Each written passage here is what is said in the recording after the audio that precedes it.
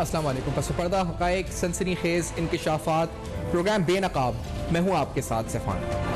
नाज़रीन, प्रोग्राम का आगाज़ वो जो गुड गवर्नेंस के चर्चे खैबर पख्तूनख्वा में हमने सुने, वो आहिस्ता आहिस्ता बेनकाब होते जा रहे हैं। उनसे पर्दा उठता जा रहा है कि असल हक़ाइक़ हमारे सामने आ रहे हैं। आपके सामने 35 गोश्त मुलाजमीन सीएम सेक्रेटेरिएट का स्कैंडल रखा, उसके साथ साथ खैबर पख्तूनख्वा में बदउनवानी या गुड गवर्नेंस के जो चर्चे हो रहे हैं उसकी असल हकीकत बेनकाब की। फाइनेंशियली बताया आपको कि सूबा किधर खड़ा हुआ है, माली तौर पर किधर खड़ा हुआ है, एक्चुअल रिसोर्सेज कितनी हैं। कल एक हैंड आउट सामने आया था जिसके मुताबिक कहा गया था कि सूबा सेल्फ सफिशिएंट होने जा रहा है, उसकी असल हकीकत बयान की थी। लेकिन अवाम मुतासिर अब होना शुरू हो चुके हैं। मैं आपको बताता हूं एक फुटेज जिसे देखकर दिल यकीनी तौर पर दुखता है। ये ईपीआई के सेहत के हवाले से जो एम्प्लॉइज हैं, आज उनका एहतजाज था। आपको जरा दिखाते हैं कि उन पर किस तरह तशद्दुद किया गया। इसी फुटेज से प्रोग्राम का आगाज करते हैं। पेशावर के अंदर आज तनख्वाहों पर और उनकी अदायगियों के ऊपर होने वाले एहतजाज का पहले सुनाते हैं आपको कि क्या हो रहा था। Let's see this.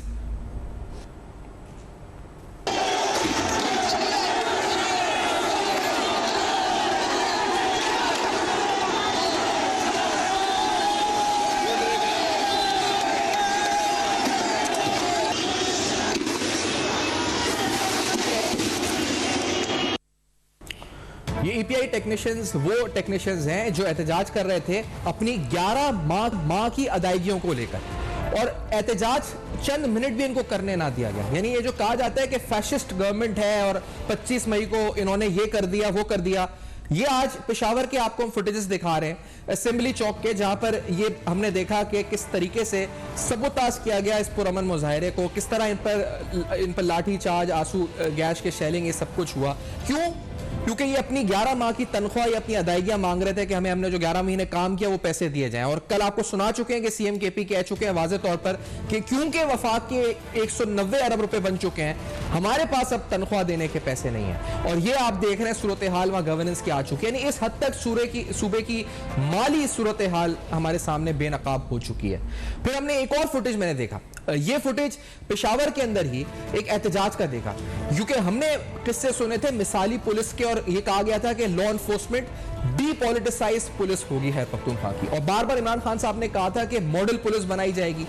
तो डीपॉलिटिसाइज पुलिस का मकसद ही ये था, जब वो मिसाल देते थे और सूबे सिंध पे तनकीद करते थे कि कोई सियासी एमपीए, कोई एमएनए, कोई पार्टी का लीडर ये पुलिस की तैनातियों में या उनके तबादलों में अमल दखल नहीं कर सकेगा, असरअंदाज नहीं हो सकेगा।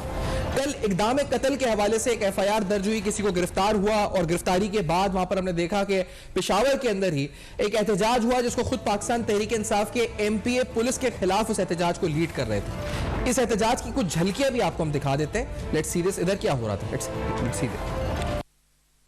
पुलिस करती, पुलिस करती, पुलिस करती, पुलिस करती, और फिर क्या हुआ?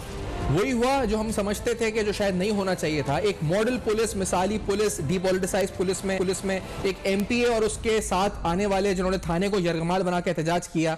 इस एहतजाज के बाद एसएचओ साहब मुअत्तल हो गए, बाकायदा नोटिफिकेशन आया कैपिटल सिटी पुलिस की तरफ से और एसएचओ की मुअत्तली कर दी गई। तो ये वो मिसाली पुलिस और डीपॉलिटिसाइज लॉ एनफोर्समेंट एजेंसीज, इसके अंदर कोई अमल दखल सियासी नहीं होगा, उसकी हकीकत भी हमारे सामने बेनकाब होती हुई नजर आई।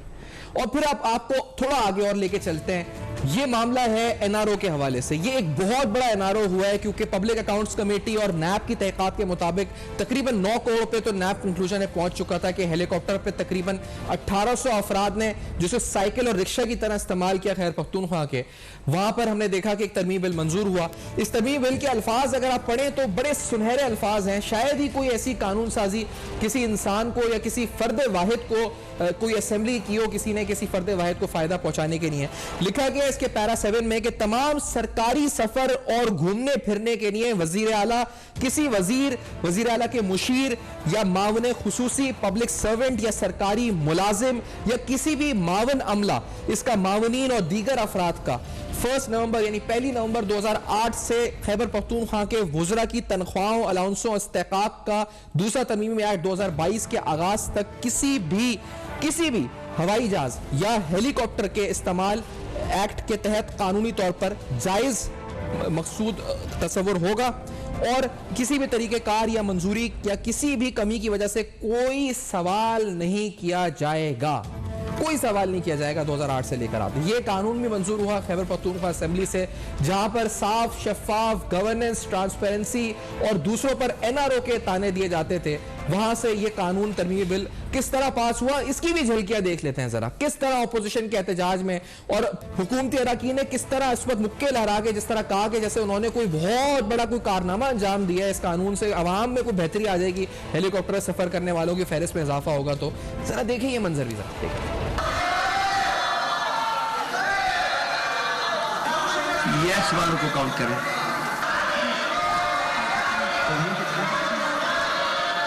प्लीज टिकी रखें।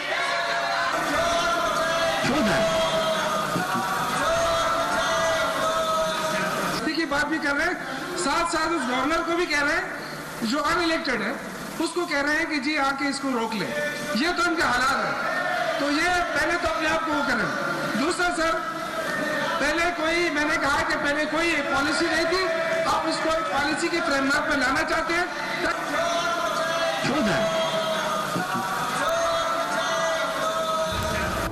शोर मचाए, शोर के नारे लगते रहे और अब अपोजिशन कह रही है कि इस मामले को आला अदालतों में लेकर जाया जाएगा, चैलेंज किया जाएगा इस मामले को। लेकिन ये बिल मंजूर हो गया, ये बिल भी मंजूर हो गया। पुलिस के किस्से भी आपने सुने, आपको ये बताया कि तनख्वाहों को लेकर वहां किस तरह एहतजाज हो रहा है।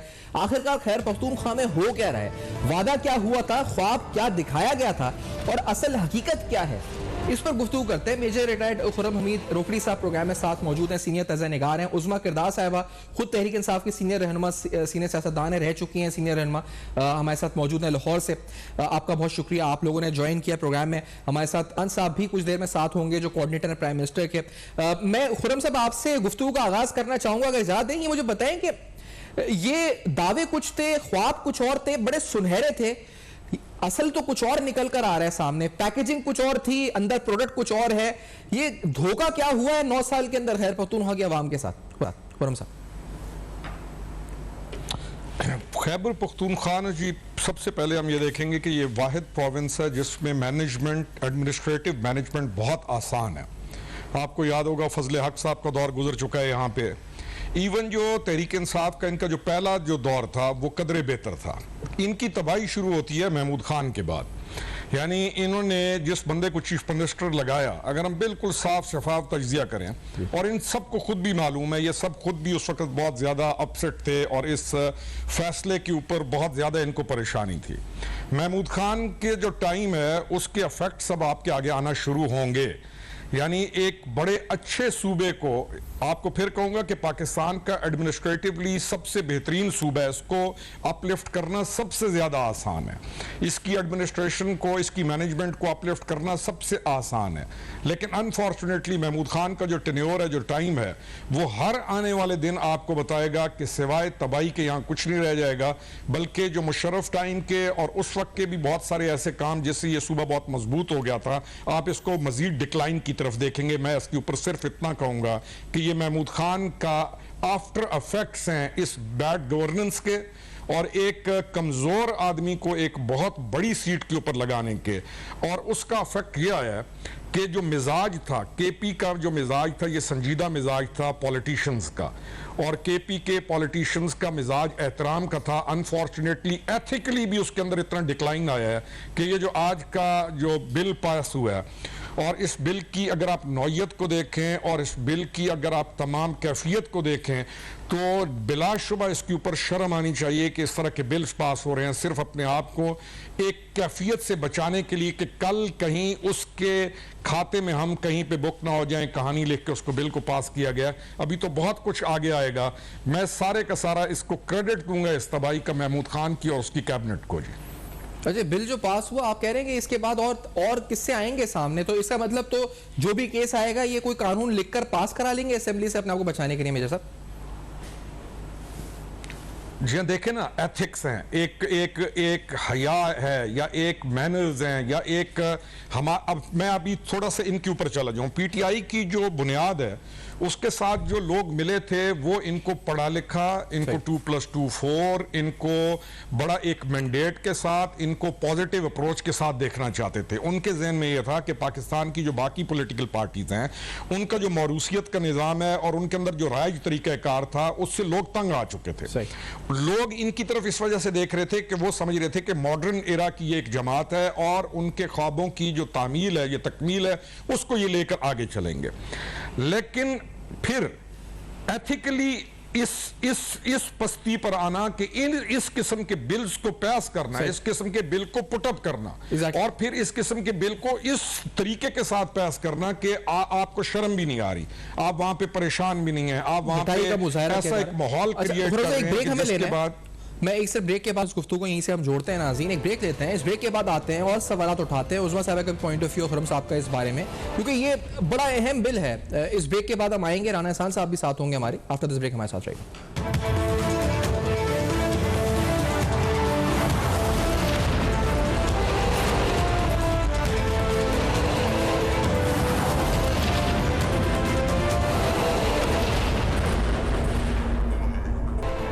वेलकम बैक, आप देख रहे हैं बेनकाब, और आज बेनकाब में आपके सामने खैबर पख्तूनख्वा में पुलिस की मिसाल दी, आज होने वाले उस एहतजाज के सामने आपको फुटेजेस दिखाए जहां पर तशद्दुद हुआ पुलिस की जानिब से उन मुजाहिरीन पर जो कि ईपीआई के वर्कर्स टेक्नीशियंस थे, 11 माह के मुआवजों के लिए एहतजाज कर रहे थे और उनको नौकरियों से बर्खास्त किया गया और चंद मिनट भी उनका एहतजाज बर्दाश्त नहीं हुआ हुकूमत से और हुकूमत ने उस एहतजाज को खत्म कर दिया। माली बहरान का शिकार सूबा तो है ही, लेकिन वहां पर पुलिस के खिलाफ अपने ही तहरीक इंसाफ के एमपी एहतजाज भी करते हुए हमें कल दिखाई दिए, उसके फुटेजेस भी दिखाए और फिर उस पुलिस एहलकार जो एसएचओ था उसकी मौतली का नोटिफिकेशन भी आपको दिखा रहे हैं कि उसको मुअत्तल कर दिया गया क्योंकि एमपीए ने सियासी मुदाखलत करके और असरअंदाजी करके उसको हटा दिया। तो ये मॉडल पुलिस के किस्से भी आपके सामने हम रख रहे हैं। उसमें गदा साहब आपकी तरफ आना चाहूंगा, ये बताएं क्योंकि जो हेलीकॉप्टर वाला मामला है, अभी इखलाक की पस्ती की बात खुरम साहब कर रहे थे, तो बड़ी बेहतरीन बात थी ये, आप इस पर क्या कहना चाहिए? क्योंकि यहां पर इस बिल को मंजूर भी किया गया, बल्कि इसके बाद इस तरह से मुक्के लहराकर और जश्न मना के कोशिश की गई, तो बहुत बड़ा कारनामा अंजाम दिया इन लोगों ने।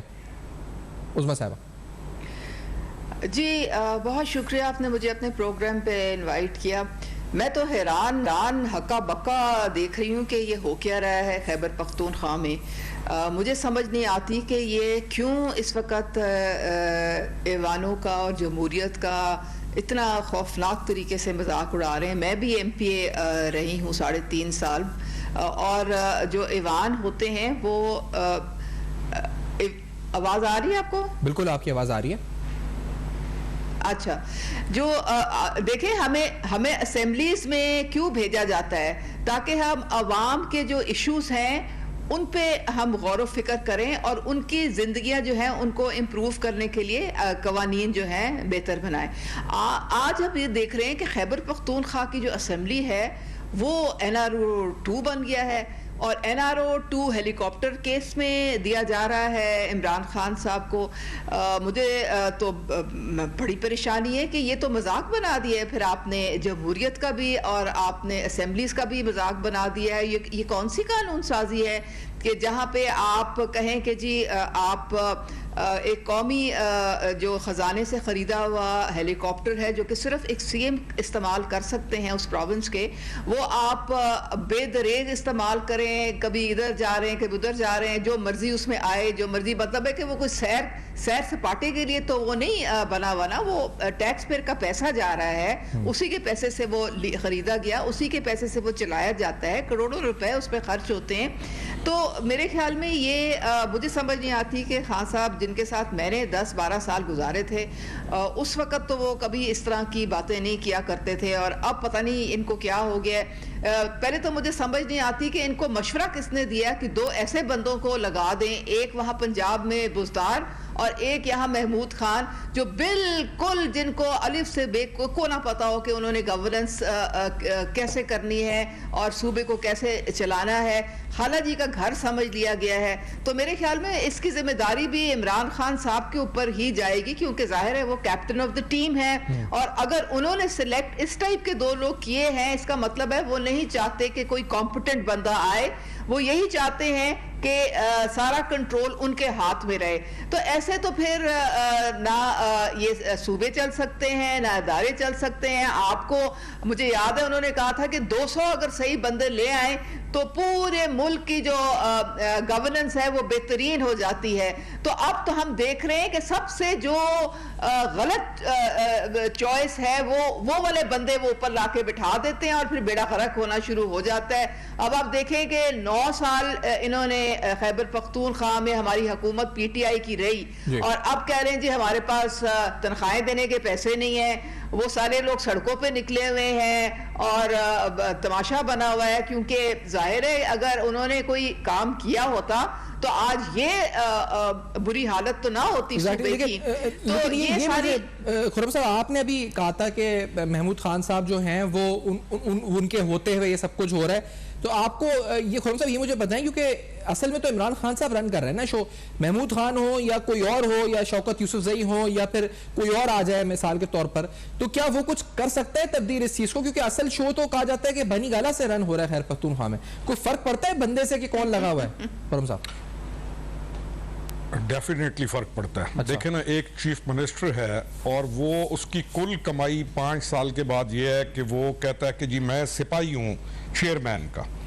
यानी एक चीफ मिनिस्टर को जो एडमिनिस्ट्रेशन का हेड है, एग्जेक्टिव है और उसकी कितनी बड़ी जिम्मेदारी है, लेकिन उसका अपना कद काठ इतना मादूम और इतना कमजोर हो चुका है कि वो हर चीज को अपने आप को एक सिपाही डिक्लेयर करके पीटीआई के जो वर्कर्स हैं उनके दरमियान भी और अपने बॉस को भी राजी करना चाहता है। इनको अभी तक ये समझ नहीं आई है कि डिसेंट्रलाइजेशन ऑफ कमांड होती क्या है, कि आपने किस तरीके के साथ सूबे के अपने चीफ मिनिस्टर ने किस तरीके के साथ अपने सूबे को रन करना होता है और अपनी मजबूत शख्सियत के साथ उसको अपलिफ्ट करना होता है। यहां पे इशू ये है कि कोई भी मजबूत किरदार का आदमी जिसको अपना काम करना आता है और जो हाँ और ना कर सकता है, यानी जो ये कह दे कि जी ये काम दुरुस्त है, ये होगा और ये काम नहीं होगा, या जिसको अपने अपने मामलात को खुद डील करना आता है, उसकी यहाँ पे जगह कोई नहीं है। यानी इस पार्टी को मैं अभी भी कहता हूँ कि पार्टीज डेवलप की जाती हैं एक शख्सियत की इर्द गिर्द नहीं, पार्टी को पार्टी के तौर पे डेवलप किया जाता है, ना कि एक शख्सियत की को राजी करने के लिए। यहाँ पे मिजाज ऐसा है कि यहाँ पे सिर्फ और सिर्फ एक शख्सियत को राजी करना है और उसको राजी रख के नीचे नेगेटिव कोई भी काम जो करना है उसकी खुली छूट है, लेकिन जो मुस्बित काम है जिसके तरीके से सूबे को चलाया जाता है। पंजाब की मिसाल आपके सामने है। हमारी यही जमात हर वक्त सुबह से लेकर शाम तक ऑब्जेक्शन भी करती है, तनकीद भी करती है, लेकिन 3.5 साल की पंजाब की जो कैफियत है उसकी तरफ कभी भी नहीं जाना चाहते।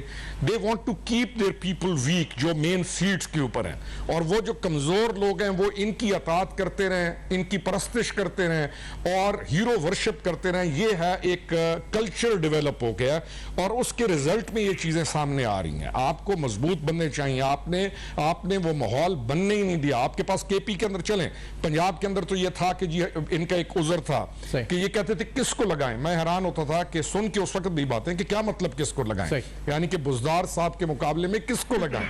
केपी में इनके पास बेहतरीन लीडरशिप अपनी पार्टी की मौजूद थी, उस लीडरशिप को इग्नोर करके एक ऐसे आदमी को लगाना कि जिसके बस की बात है ही नहीं, जो यानी हो सकता है कि अपना एक ठेकेदारी का बिजनेस तो अच्छा चला सके, लेकिन governance of a province like KP जो कि ज्योग्राफिकली भी और दूसरे मामलात में भी अहम सूबा है, उसका तो ये सारी चीजों को जरा डीपली स्टडी करेंगे तो यही रिजल्ट निकलेगा। राना साहब, मैं आपकी तरफ आना चाहूंगा क्योंकि आप जो है माली उमूर भी बेहतर समझते हैं और वजीर आजम के कोऑर्डिनेटर भी हैं। ये इन्होंने फिगर एक दी है 189 बिलियन रुपीस की। क्या ये हक पजानिब है? क्या ये जो नेट हाइडल प्रॉफिट्स का मुतालबा कर रहा है सूबा खैबर पख्तूनख्वा, बल्कि ये भी कहा जा रहा है कि अगर आप नहीं देते ये 189 बिलियन रुपीस के एरर्स तो ये एहतजाज की तरफ जा सकते हैं, ये धरना दे सकते हैं इस्लामाबाद आकर। तो क्या आपके पास वाकई में ये वाजिबुल अदा 189 बिलियन रुपीस हैं और आप क्यों नहीं दे रहे, वफाक उनका हक क्यों नहीं अदा कर रहे, और क्या फिर आप तैयार हैं इसकी रिप्रिकॉशंस के नहीं अगर ये एहतजाज की तरफ जाते हैं? तो राना साहब जी देखें, 18वीं तरमीम के बाद और ये 7th NFC अवार्ड के बाद ये जो जनरली जो रेवेन्यू होता है वो FPR से जितनी कलेक्शन होती है उसका मेरे ख्याल से 14 या 14.5% KPK का हिस्सा है जो उसको ऑटोमेटिकली मिल जाता है। तो ये जो हाइडल प्रॉफिट्स की बात है, ये अगर कोई ऐसे इनके क्लेम्स हैं जो कि अभी तक पे ऑफ नहीं हुए, उनको देखा जा सकता है। लेकिन जहां तक मुझे याद पड़ता है झगड़ा साहब फाइनेंस मिनिस्ट्री आए थे और तब तो कोई इतना बड़ा फिगर के ऊपर बातचीत नहीं हो रही थी। लेकिन ये इस तरह के जो हाइडल प्रॉफिट्स हैं, कुछ मेरे ख्याल से पंजाब के भी पेंडिंग हैं, कुछ और भी इस तरह के जो वाजबात हैं बाकी सूबों के भी पेंडिंग हैं। और ये पेंडेंसी सिर्फ KPK की नहीं है, लेकिन अगर ये नंबर 1 इतना बड़ा जो है ये फिगर मेरे ख्याल से गलत है, इसको देखना पड़ेगा। दूसरा, अगर कोई पेंडेंसी है तो उसके मुख्तलिफ फोरम है जहां आप एजिटेट कर सकते हैं कि ये हमारी पेंडेंसी है, और फिर उनको फॉर्मली जवाब देना पड़ेगा फेडरल को कि क्या वजूहात हैं कि ये आपको डिले या ताखीर से जो है वो मिलेंगे। लेकिन ये इसको बहाना बनाना कि वहां कोई खुदा ना खास्ता कोई रेवेन्यू का शॉर्टफॉल आ रहा है, वो गलत है, क्योंकि ऑटोमेटिकली इनका जो शेयर है सूबों का जो हक है वो 18वीं तरमीम के बाद ऑटोमेटिकली इनको मिल जाता है। तो वो मैं समझता हूं कि इनकी अपनी सूबों का अपनी भी जिम्मेदारी है कि वो रेवेन्यू जनरेट करें, और ये तो 10 साल से हुकूमत चला रहे हैं। अभी तक इनका सारा 80% से ज्यादा इन्हिसार जो है वो वफाक के ऊपर ही है और ये उधर ही देखते रहते हैं, जबकि 10 साल से ये हुकूमत जो है ये अपना प्रोविंशियल हुकूमत चला रही है। तो कितना राना साहब, अभी इस वक्त सिचुएशन ये है कि वहां पर तनख्वाहों की अदायगी के अगर पैसे नहीं है, या वहां पर प्रोजेक्ट्स को डेवलपमेंट या करंट एक्सपेंडिचर्स को मीट करने के लिए पैसे नहीं है, तो वो जिम्मेदार आपको करार दे रहे हैं। वो कह रहे हैं कि आपकी हुकूमत वफाक में हमें पैसा नहीं दे रही, जिस वजह से हम यहाँ पर अपनी ऑब्लिगेशंस पूरी नहीं कर पा रहे। राना साहब वो ये कह रहे हैं साहब। देखें, अगर उन्होंने हाइडल जो है वाजबात से उन्होंने तनख्वाहें देनी है, क्या उन्होंने डेवलपमेंट हाइडल वाजबात से करनी है, तो ये टोटली गलत है, फॉल्स नैरेटिव है। जो उनका बजट है उसमें उनका अपना रेवेन्यू होता है, फिर उसके बाद 80% रेवेन्यू उनको वफाक देती है, जो FBR की कलेक्शन है ऑटोमेटिकली उनको मिल जाती है।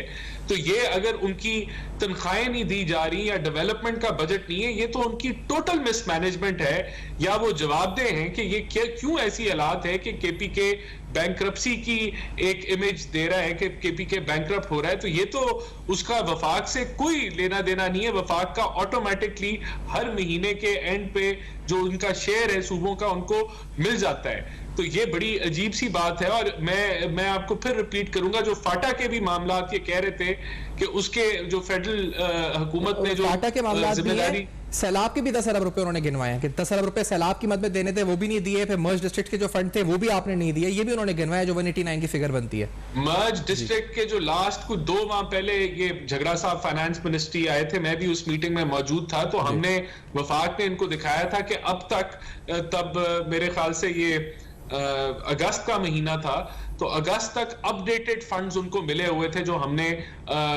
जो उनको दिए थे। उसके बाद उन्होंने मर्ज डिस्ट्रिक्ट्स के अंदर कोई बहुत सारी तकरीरियां की हुई थी जो कह रहे थे इसको भी आप जो है वो कवर करें। तो हम उनको कह रहे थे भाई ये आपने कोई बजट होता है, शुरू में एक तरीकाकार होता है, ये तो नहीं हो सकता कि 1 साल पहले अगर 100 रुपए का आपका मर्ज डिस्ट्रिक्ट का फंड था तो अब आपका 200 हो गया है। एक प्रोग्रेसिव तरीके से ये चलता है। तो हमने जो कमिट किया है वो हमने आपको दे दिया है। तो मैं समझता हूं कि जब ये बैठेंगे और ये इनको हम जब फिगर्स, फैक्ट एंड फिगर्स दिखाएंगे तो ये गलत साबित होंगे। एक ब्रेक ले लेते हैं नाज़रीन, इस ब्रेक के बाद आते हैं आज और कुछ जो सियासत पे हुआ। सलमान शहबाज साहब आए, गुफ्तगू करी, उन्होंने क्या मुतालबे किए ये भी आपको दिखाएंगे। साथ साथ तोशाखाना केस के हवाले से भी क्या डेवलपमेंट्स हैं, ये भी इस ब्रेक के बाद हमारे साथ रहेंगे।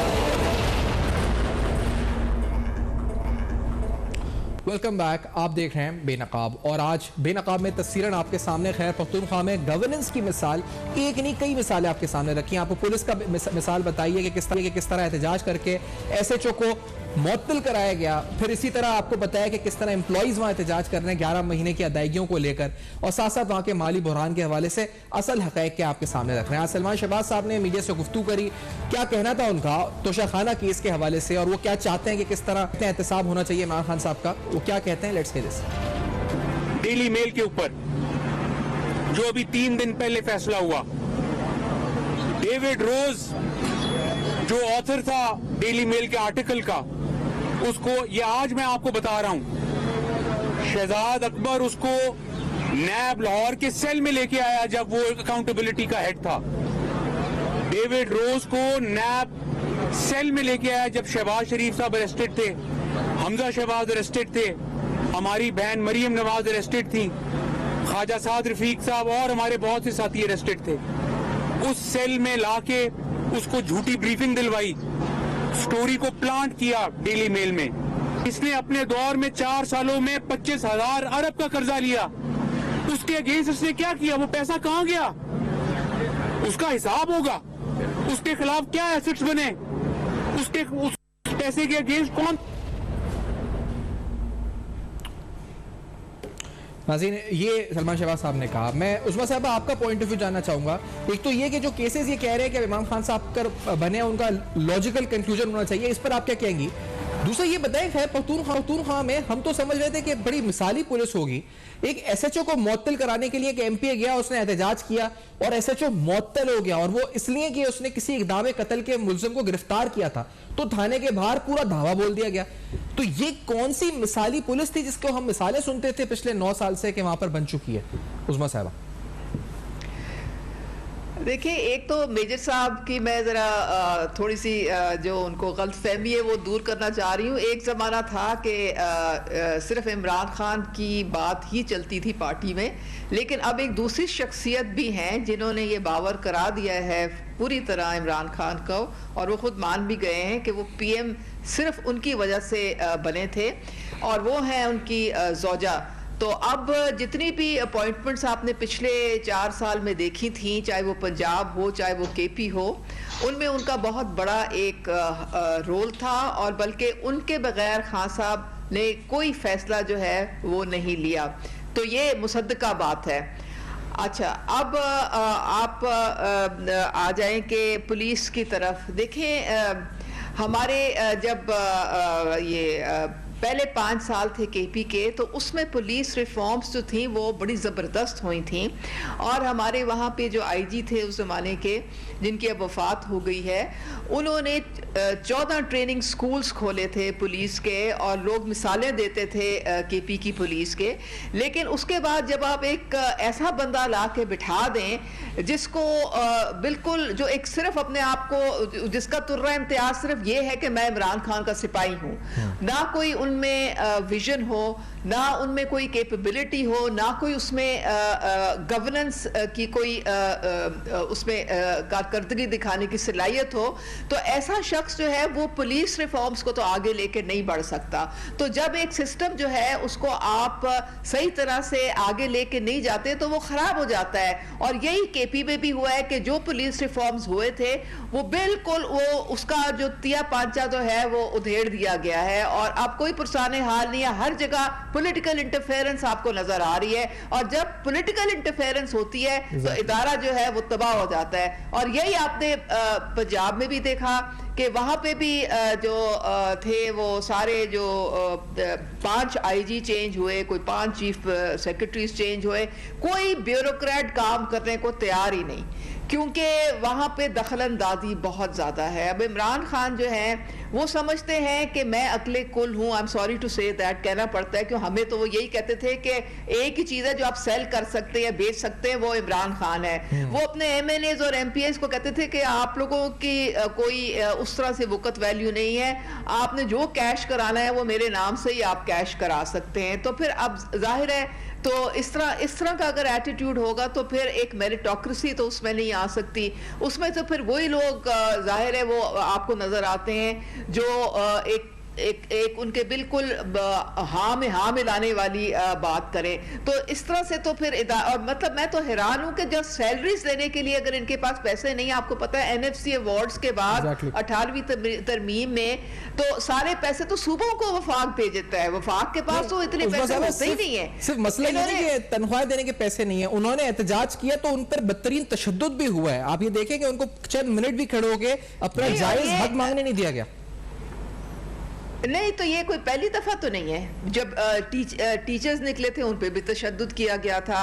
जब भी कोई मैंने तो केपी में पिछले 5 साल से यही देख रही हूँ कि जब भी कोई अवाम सड़कों पे आती है तो उनको वो डंडे सोटे और जो है टेयर गैस से उनका तवाज़ो की जाती है। मैंने तो नहीं देखा कि उनको आपने कोई बातचीत की हो या उनको उनके साथ कोई मुज़ाकरात किए हों, पता नहीं, या आपको ही लग रहा है कि पहली दफा हुआ है। ये तो रोज का तमाशा है कि खैबर पख्तूनख्वा में। Exactly. लेकिन ये है कि वावेला ये होता है कि जब 25 मई का वाकया हुआ उसको लेकर एक बयानिया बनाया गया कि हम पर बदतरीन तशद्दुद हुआ। वावेला ये होता है कि यहाँ पर सिंध की पुलिस ये काम करती है, लेकिन खैर पख्तूनख्वा की मिसाली पुलिस जो कर रही है वो भी आपको हम दिखा रहे हैं। तो खुरम साहब आप क्या कहना चाहेंगे? SHO मुअत्तल हुआ, एक MPA वहां पर धवा बोला थाने पे उसने, और उसके बाद SHO को मुअत्तल होना पड़ा।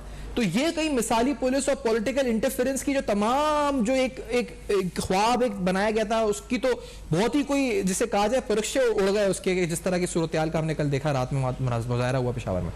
खुरम साहब 2 चीजें हैं जी, 2 चीजें हैं।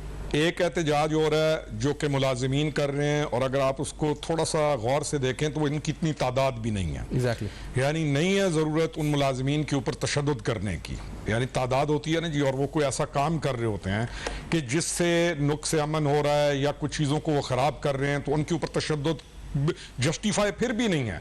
लेकिन चलें आप उनको पीछे धकेल सकते हैं, जो पुलिस है वो ये कर सकती है। लेकिन वहां पर 2 एहतजाज हैं। एक वो जो मुलाजिमीन कर रहे हैं उनके ऊपर जो एहतजाज के दौरान तशद्दुद किया गया या जिस तरीके से उनको रिपल्स किया गया, चलें आप अगर ये काम करते हैं तो फिर अपने लिए ये काम पसंद भी करें। दूसरी तरफ आपके ऊपर जरा सा अगर कोई रोके और जरा सा आपको कोई रोकने की कोशिश करे गलत काम से, तो इतना वावेला किया जाता है और इतना शोर मचाया जाता है और सोशल मीडिया पर ट्रेंड्स खड़े कर दिए जाते हैं। वो जो फेक ब्रिगेड्स मौजूद हैं ट्रेंड खड़ा करने वाले, और अवाम को और पब्लिक को साथ मिला के उनके इमोशंस के साथ खेल के उनको चार्ज कर दिया जाता है और नेगेटिविटी की तरफ आप लेके चले जाते हैं यूथ अपनी को। दूसरी तरफ वो मुलाजिम एहतजाज कर रहे हैं, उनकी तादाद भी नहीं है और इस कम तादाद में उनके ऊपर ये काम होता है। सेम दूसरी तरफ पुलिस के साथ जो ये काम होता है, मैं फिर कहूंगा कि केपी में ये रविश नहीं थी। केपी में मैं फिर बाकी सूबों में के अंदर भी इकदार हैं, लेकिन केपी के अंदर इन इकदार का थोड़ा सा इनकी मजबूती थी। वहां पर जो पॉलिटिशियन था वो कभी भी इस तरीके से आकर बुलडोज करने का काम नहीं करता था और वहां पर एक दूसरे का एहतराम शामिल था। और क्योंकि फजले हक के टाइम को आप पूरा पुराना दौर देखें और आज तक का देखें तो वहां पर पुलिस की रेट ऑफ द पुलिस और रेट ऑफ द गवर्नमेंट कायम थी। अनफॉर्चुनेटली पहली बार केपी के अंदर भी ये जो सरकारी एमपीएज हैं या मिनिस्टर्स हैं या इनका जो रवैया है, इन्होंने भी उस चीज को चैलेंज कर दिया और उस अच्छी पुलिस को इन्होंने नेगेटिविटी की तरफ लेकर चले गए।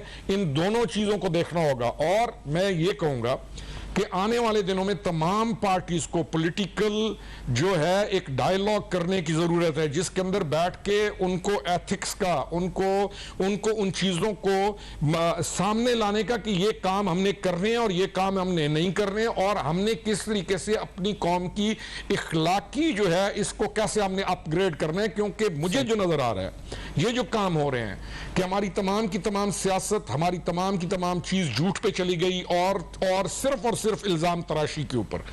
अभी मैं आखिरी इस पॉइंट को क्लोज करूंगा, फिर आप अपने प्रोग्राम को आगे लेकर चलें कि ये जो चल रहा है पैसों का मामला, यानी आज जब गवर्नमेंट को इतना अरसा गुजर गया और इस सूबे में या किसी सूबे ने अपने वसाइल और ज़खायर को कभी भी दरियाफ्त करते हुए उस सतह पर लेकर नहीं गए कि वो अपनी चीजों को खुद डेवलप करके अपने पैसे को डेवलप कर सकें, और आज आके अगर वो ये कह रहे हैं कि हमें फलानी तरफ से पैसा नहीं मिल रहा, हमें फलानी तरफ से पैसा नहीं मिल रहा, तो इस पर एक डीब्रीफिंग होनी चाहिए और पता ये चलेगा कि इस नाअहली का और इस जुल्म का जो हमारे मुल्क में लगातार चला आ रहा है, इसका सद्देबाब क्या होना चाहिए और हमें किस तरीके से आगे बढ़कर आखिरी 5 साल के अंदर आके इल्जाम तलाशियां करते हुए निकलकर खुद काम करने की रविश हम कब अपनाएंगे, अहलियत को हम कब फरोग देंगे, हम अपने जो इदारे हैं उनको कब मजबूत करके उनका फायदा लेंगे। लेकिन ये नहीं हो सकता जब तक आप और कमजोर लोग। ओके, एक ब्रेक के बाद हम आगे आते हैं, इस प्रोग्राम को जारी रखते हैं। नाज़रीन, एक ब्रेक लेते हैं। आपके सामने खैर हमें एक नहीं कई मिसालें रखी हैं कि किस तरह वहां पर बैड गवर्नेंस हो रही है और क्या गुड गवर्नेंस के दावे किस तरह बेनकाब हो रहे हैं। आफ्टर दिस ब्रेक हम आएंगे, हमारे साथ रहिए।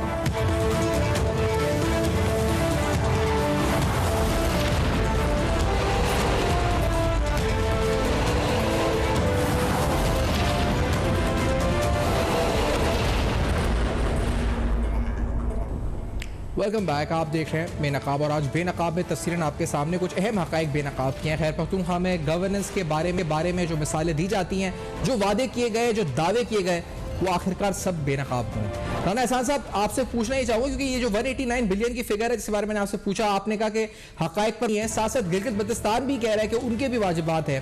तो ये मुझे बता सकते हैं कि क्या ये वाजिबात साबका दौरे हुकूमत से चल रहे हैं या आपके दौरे हुकूमत में बढ़कर इतने हो चुके हैं? कोई इसकी क्योंकि ये जाहिर इस तरह किया जा रहा है कि आप लोगों ने रोक कर इतने बढ़ा दिए हैं। राना साहब क्लैरिफाई करें प्लीज। नहीं, ये इसमें ये जो हाइडल के वाजिबात हैं, ये वो वाजिबात हैं जो पिछली 4 साल की पीटीआई की फेडरल हुकूमत ने भी नहीं उनको दिए और ये भी वो कंटिन्यू कर रहे हैं। तो इसमें से काफी वाजिबात तो ऐसे हैं। देखें, दूसरा जो मर्ज डिस्ट्रिक्ट्स की वो बात कर रहे हैं, जो डिसाइडेड था और जो एक इंक्रीमेंट के साथ 60 बिलियन का इनको जो है एग्री हुआ था फेडरल गवर्नमेंट की तरफ से।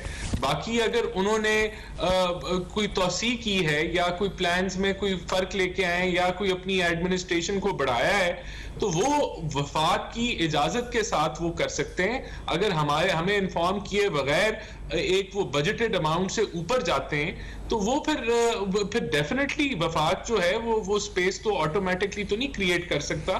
तो वो एक ऐसी चीज है जो कंसल्टेशन की जिसकी जरूरत है और वफाक के पास स्पेस होगी तो वो आगे देगा। लेकिन जो हमारी कमिटमेंट थी 60 बिलियन की, आज भी जो अभी दिसंबर का महीना है उससे पहले तक हम सारी क्लियर कर चुके हैं। तो उसमें भी कोई ऐसी जो मर्ज डिस्ट्रिक्ट्स की मैं बात कर रहा हूं, कोई डिले नहीं है।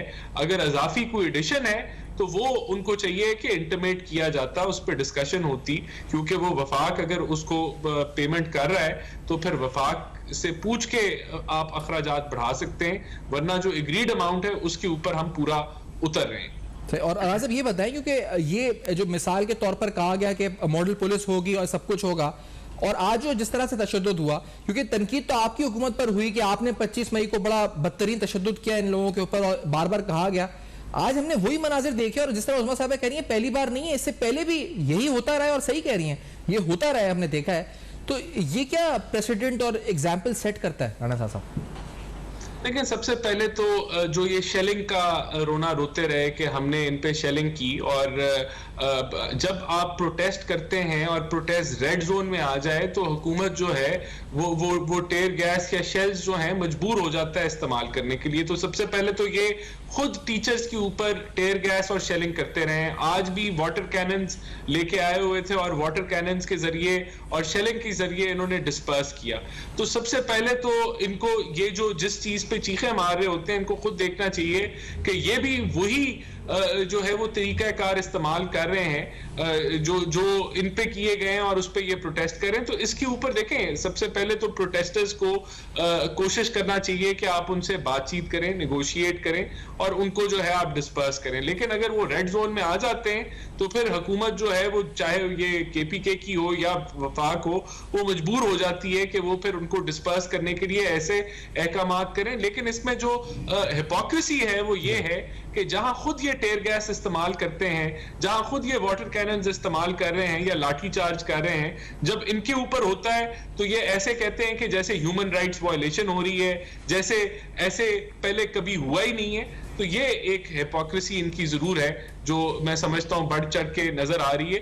दूसरा देखें, मैं कमेंट नहीं कर सका, जो हेलीकॉप्टर का कानून है वो इन्होंने 2008 से लेके 2022 तक जो है वो इस्तिस्ना दे दी है कि जिसने भी इंडिविजुअल तक, यानी कि इंडिविजुअल का मतलब है कि कोई नॉन गवर्नमेंट का बंदा भी हो, कोई आम आदमी भी हो, वो भी सीएम का हेलीकॉप्टर अगर उसने इस्तेमाल किया है तो उससे भी पूछताछ नहीं होगी। तो ये भी इनकी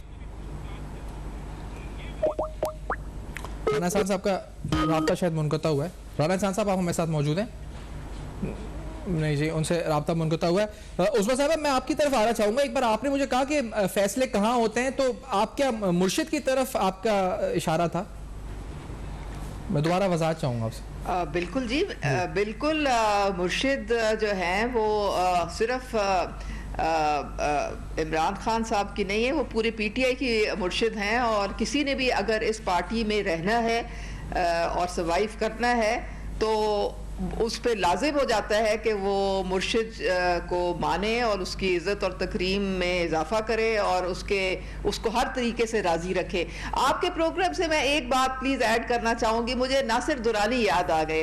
नासिर दुरानी हमारे वो आईजी थे जिन्होंने जब अपना ओहदा लिया था केपी में, ये 9 साल पहले की बात है, तो उन्होंने इमरान खान को कहा था कि देखे मैं इस सूरत में ये एक्सेप्ट करता हूँ पोस्ट अगर इसमें कोई पॉलिटिकल इंटरफेरेंस नहीं होगी।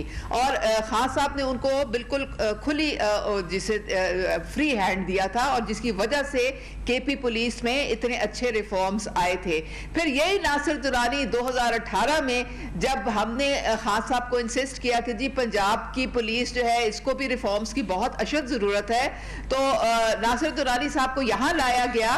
लेकिन नासिर दुरानी साहब जो है कुछ महीने के बाद वो रिजाइन कर गए। उन्होंने कहा कि इतनी यहाँ पे इंटरफेरेंस है कि मैं हरगिज ये पोजीशन नहीं लूंगा, यहाँ पे कोई रिफॉर्म्स किसी किस्म के नहीं हो सकते। आवे का आवा जो है वो बिगड़ा हुआ है, बहुत पॉलिटिकल इंटरफेरेंस है। तो आप मुझे ये बताएं ना कि जो बुज़दार है ये 3.5 साल जो इन्होंने पंजाब का हाल किया, डिफेक्टो चीफ मिनिस्टर तो फराह खान थी यहाँ पे, और हर कैबिनेट के मिनिस्टर ने इमरान खान को बशमूल हमारी एजेंसीज ने जाके करप्शन की वो तमाम फाइलें उनके सामने रखी कि हर पोस्टिंग, हर ट्रांसफर, हर प्रोजेक्ट, हर डेवलपमेंट के फंड में खुर्द-बुर्द हो रही है, करप्शन जो है वो अरूज पे पहुंची हुई है। इमरान खान साहब ने अपना मुंह सिर्फ मुर्शिद की तरफ कर लिया। मुर्शिद ने कहा कि सिर्फ बुज़दार रहेगा और वसीम अकरम प्लस रहेगा, वो नहीं रहेगा तो आप भी नहीं रहेंगे। तो अब अगर इस तरीके से खान साहब ने अपनी हुकूमत चलाई है तो फिर अगर मेरिटोक्रेसी का इस तरह कत्ले आम किया गया तो फिर तो उसका आखिर में नतीजा वही निकल सकता था जो आज हम देख रहे हैं। तो राणा साहब आपकी लाइन डिस्कनेक्ट हुई थी, आप प्लीज अपनी बात कंटिन्यू करके कंप्लीट कीजिएगा प्लीज। राणा साहब उस वक्त आपका राब्ता मुनक़ता हुआ। देखिए, मैं सिर्फ यही कहना चाहता हूं कि ये एक फार्स है कि वहां बहुत अच्छी परफॉर्मेंस है इनकी, इन्होंने अकाउंटेबिलिटी को तो दफन कर दिया है।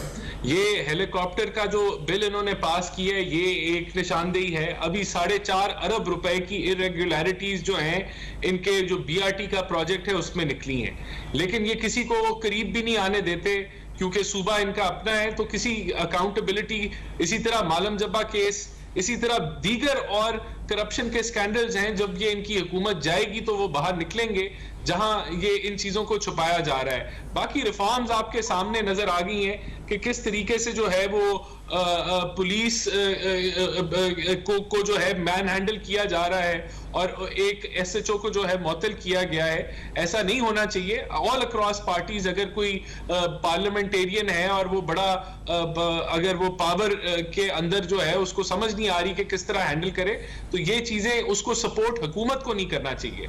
एटलीस्ट जो गवर्नमेंट है उसको इस तरह के एक्शंस को जो पार्लियामेंटेरियंस कभी जो है वो पावर की नशे के अंदर कर लेते हैं, तो उनको हुकूमत को कम से कम जब आप इस तरह के एक्शंस को सपोर्ट करते हैं तो पूरी जो ब्यूरोक्रेसी होती है, जो पुलिस होती है, उसके जो हौसले होते हैं मेरिट पे काम करने के लिए वो टूट जाते हैं। और ये जो आज इन्होंने केपीके की हरकतें किया है, इन्होंने यही किया है कि इन्होंने मेरिट को जो है उसकी धज्जियां उड़ा दी है।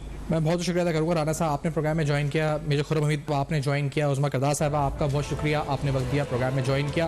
खैर पख्तूनख्वा में पुलिस की आला मिसाल या पुलिस में लैक ऑफ पॉलिटिकल इंटरफेरेंस की मिसाल हो तो वो आपके सामने बेनकाब की। आपको ये बताया कि फाइनेंशियल डिफॉल्ट के करीब सूबा असल वजह से किस वजह से डिफॉल्ट के करीब पहुंच चुका है, वफाक की तरफ से कितने एरर्स हैं, उसमें कितने हकायक पर मबनी एरर्स हैं और कितने नहीं हैं, और साथ साथ ये बताया कि वहां पर तनख्वाहें ना मिलने की वजह से एहतजाज हो रहा है और एहतजाज करने वालों पर बदतरीन तशद्दुद हो रहा है। फीडबैक फेसबुक, ईमेल और ट्विटर पर जरूर दीजिएगा। देखते रहिएगा, अब तक अपना बहुत